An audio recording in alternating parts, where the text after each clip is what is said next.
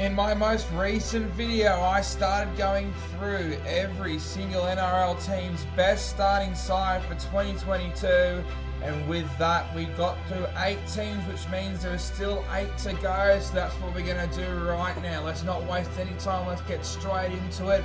But you know what I got to do first. I asked you guys to subscribe if you haven't already. Let me know your thoughts down in that comment section below, and of course, if you haven't already, smash that like button. And if you do enjoy this video, just remember that. Remember to smash that like button. Let's try and hit 30 likes.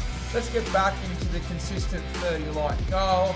And let's get straight into the video.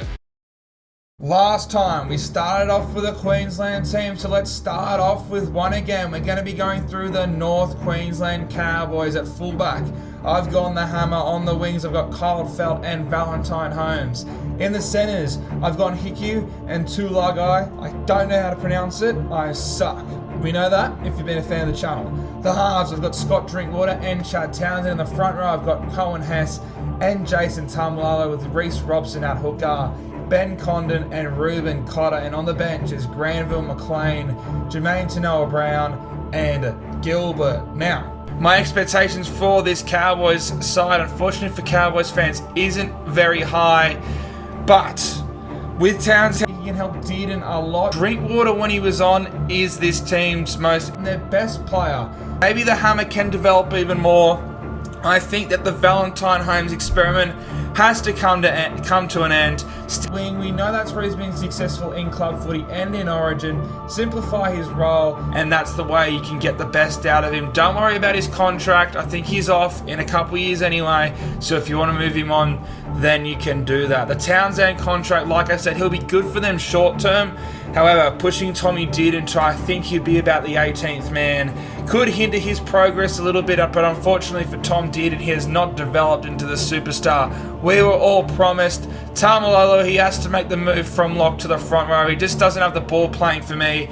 Simplify his role. I think the Cowboys' biggest problem last year was Todd Payton. So if he can fix whatever, for a lack of a better word, issues he had, then maybe this team could push for the top 8, but unfortunately, Cowboys fans, I don't see it happening. Now a team that had such a good 2020 but then came back to earth in 2021, the New Zealand Warriors at fullback, the superstar Reece Walsh. On the wings is Dal Martini-Zalesniak and Montoya. The centres are Ewan Aiken and Rocco Berry.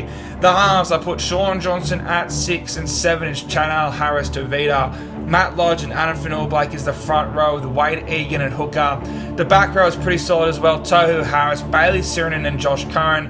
And on the bench, I've gone Nikorima, Tavaga, Ben Murdoch-Masala, and of course Bunty Afoa. Now, this team has a lot of young players. It also has a pretty experienced forward pack. This starting 17 is like what I'm pretty much going to say of the Dragons. It's very average. What's going to be the difference for this team is Sean Johnson. I think they will improve compared to last year. However, Reece Walsh, will he have a bit of sophomore syndrome? I'm thinking that he won't, considering of how good he was in his rookie year. Adam Fanua-Blake, he'll have less injuries. Matt Lodge will have a full preseason under him. Tohu Harris comes back in. This 17 is actually pretty solid. They're lacking a few young guns, which I think could hurt them in the future. This is a really big telling for the Warriors where they sit as an organisation. Are they going to be able to push on to top 4 in contention, or are they going to sit in the middle of the road and then fall closer to the wooden spoon? Anyway, this is my best 17 for the Warriors. Nikorima, I think he can be a great utility because Harris Tavita is their long-term 7, and Sean Johnson plays his best footy at 6 anyway. Now, the Cronulla Sharks at fullback, it's Will Kennedy. On the wings, Mortalo and Katala. The centres are Ramian and Metcalf for me. The halves, Nico Hines and Matty Moylan. With the front row, Dale Finucane and Toby Rudolph. Lil Blake Brayley is the hooker, and in the back row is Nakora, Wade Graham returning from injury, and another new recruit, and Cameron McInnes. And on the bench is Tracy, Tolman, Ueli, and Talakai. This team on paper is very good, however, we know how important a 7 is in this competition, and that is the biggest question mark. I think the fact that Hines will get to partner Trindle in the All-Stars game could be very telling. But I just think that Matty Moylan has more experience, and I think if he can stay fit, we forget how good he can be. I'd rather have very good 6s in my halves than one really good 6, and it just controlling 7. Maybe that's what this team needs. I'm not confident about this pick. It really just came down to who I would choose if I was the coach, and I just think Matty Moylan I would choose over young Braden Trindle just for the moment. It'll be interesting to see how Hines and Trindle go in the All-Stars game, but they've got a great forward pack, a decent bench, and a pretty good backline. The fact Will Kennedy is being talked about as the fullback after how good Nico Hines was in 2021 proves how good he is. And of course we know how good Nico Hines is, especially, I know he was at the Storm, but if he was playing that well in a position that he didn't normally play, if 6 is his true position, he was playing that well at fullback, then Sharks fans could be in for a treat. Also interesting to see how good Craig Fitzgibbons will go. I can't wait to see the Sharks in 2022.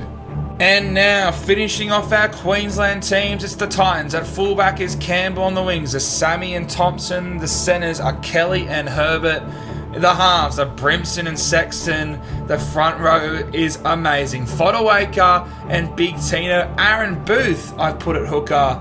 Proctor, Fafita and Isaac Liu are the back row. And on the bench, I've gone Smith, Wallace, Firma and Jolliffe. I know that he's come out and he said Clark is the number 9. I just think that Aaron Clark, from what we saw last year, probably works better off the bench.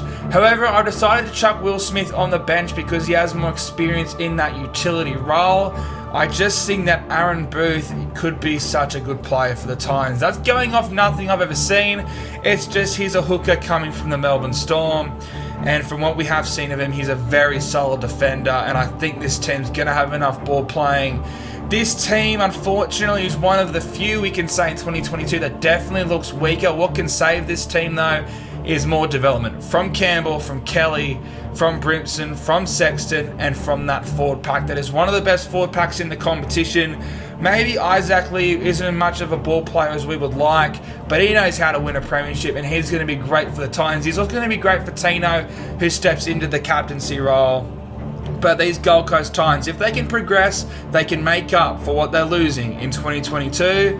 But even in 2021, they barely scraped into the 8, but I don't know if they can do that again in 2022, which I've been saying a lot. And now, along with the Broncos, is another one of the most hyped up teams going into this year, the Bulldogs. Fullback is Dufty on the wings. There's the Fox and Burns. Within the centres is Naden and the young gun Aaron. Swoop. Can't say it. Cannot say it. The halves are Byrne and Flanagan, and the front row is Thompson and Vaughan. Jeremy Marshall-King is the 9 in the back row, and Raymond Fatala-Mariner, Tavita Pengai Jr. and Josh Jackson. On the bench is Avarillo, Hetherington, Ava, Salmanafangi, can't say it, I'm sorry, and Corey Waddell. Now, Avarillo to the bench, Flanagan at 7. I thought when I first saw Burns sign that this was going to be a halves pairing for the future. I think they can complement each other so well, and I just don't think Avarillo is the man to partner Burton. I want Burton playing as a 6 rather than a 7, and I think if Avarillo is the halfback, then he's going to have to change his game. And even though Avarillo will be the halfback and Burton will be the 6, Burton will have to take on a lot more responsibility. I don't know why we hate Carl Flanagan. The Doggies really struggled last year, so I'm not going to call any of these players poor, even though I know they came last by a country length. So they sort of are, but not individually. It's hard to be a half when you're in a team that's struggling so much. Avarillo, when he was a 7, was a 6 anyway. But now this forward pack improves even more.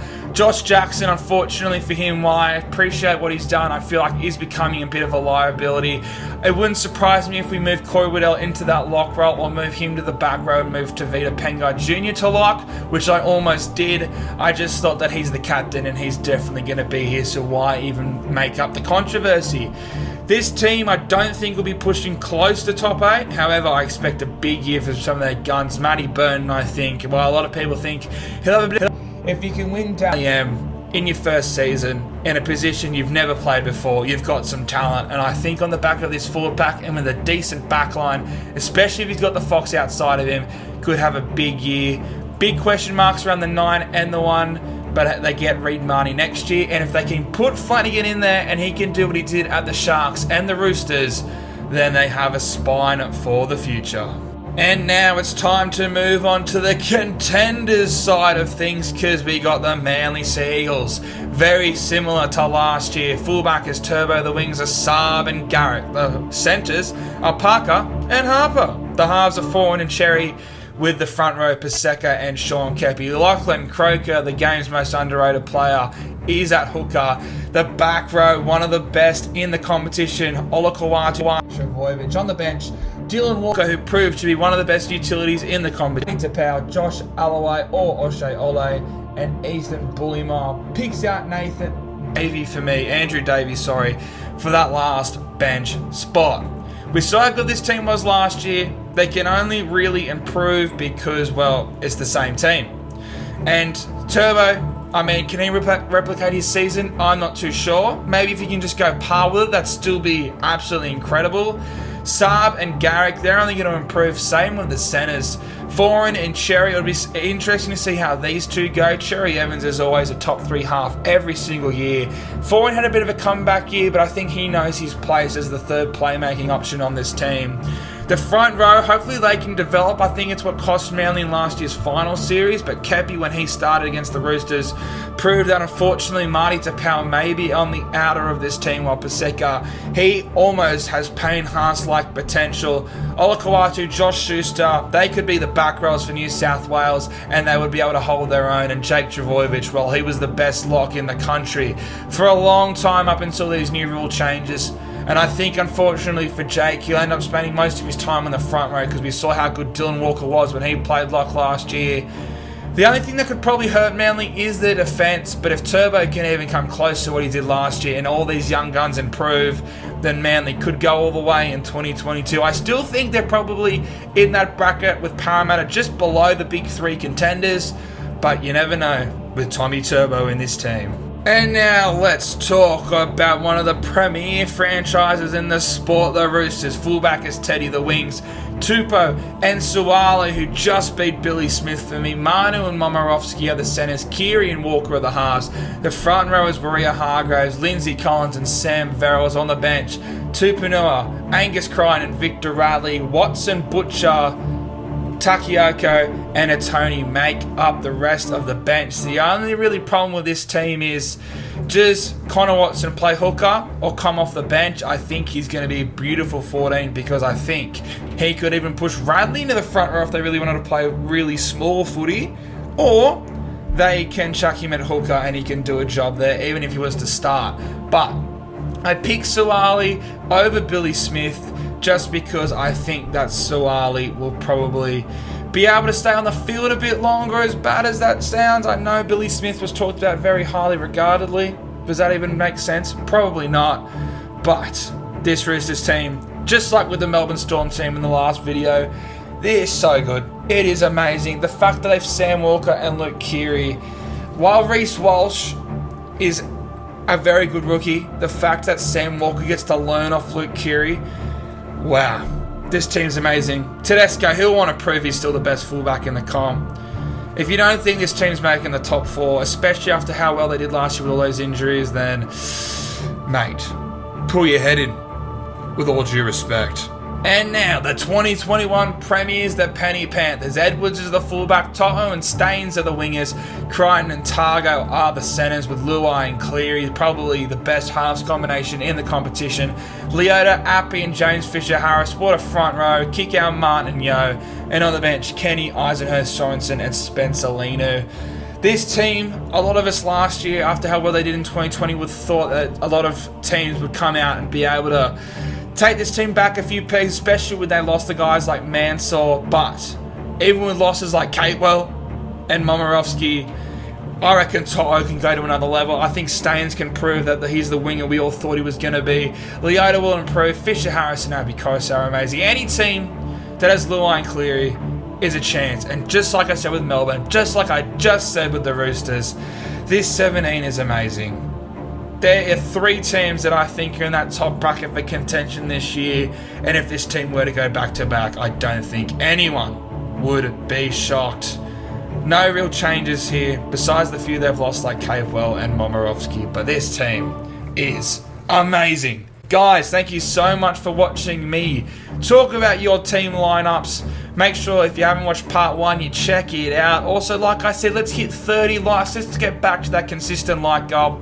30 likes is the minimum for my happiness, and you want to make another man happy, please subscribe if you haven't already, and of course let me know your thoughts in that comment section below. Do you agree, or do you think I'm stupid? Let me know. I don't care, just don't call me a ranger. But guys, like I said, thanks for watching, and I'll see you guys in the next one.